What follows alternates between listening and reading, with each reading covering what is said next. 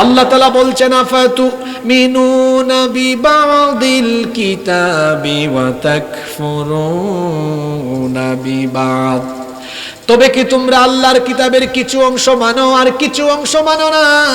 এমনটা যারা করো, ফামা জাযাউ মান ইয়াফআলু যালিকা মিনকুম ইল্লা খিzyun ফিল হায়াতিদ দুনিয়া ওয়া ইয়াউমাল কিয়ামাতি ইউরাদ্দুনা ইলা আশাদ্দিল আযাব ওয়া মাল্লাহু বিগাফিলিন আম্মা তা'মালুন।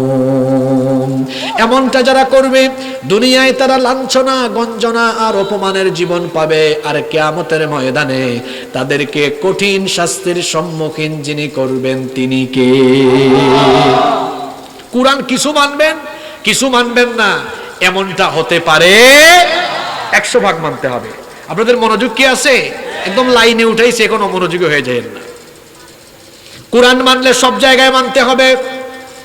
এটাকে আপনি আপনার নিজের জীবনে, আপনার পরিবার চালাতে, সমাজ চালাতে, দেশ চালাতে, সব জায়গায় আল্লাহর বিধানকে গ্রহণ করে নিতে হবে।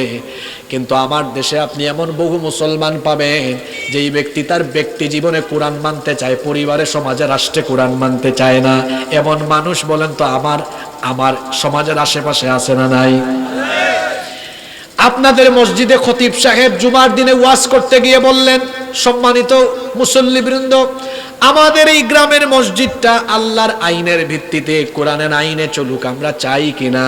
সবার আগে সভাপতি হাত তুলে বলবে হুজুর আমি আছি, সেক্রেটারি, কোষাধ্যক্ষ সবাই বলবে আমি আছি, মুসল্লিরাও বলবে হুজুর আপনি তো সুন্দর কথা বলেছেন, আমাদের এই মসজিদ আল্লাহর আইনে, কোরআনের আইনে চলুক, আমরা সবাই একমত। হুজুর যদি খুশি হয়ে এবার পরবর্তী পয়েন্টে বলে যে আল্লাহর আইনে, কোরআনের আইনে মসজিদ চলবে, সে আল্লাহর আইনে আমাদের সমাজও চলবে, দেশও চলবে।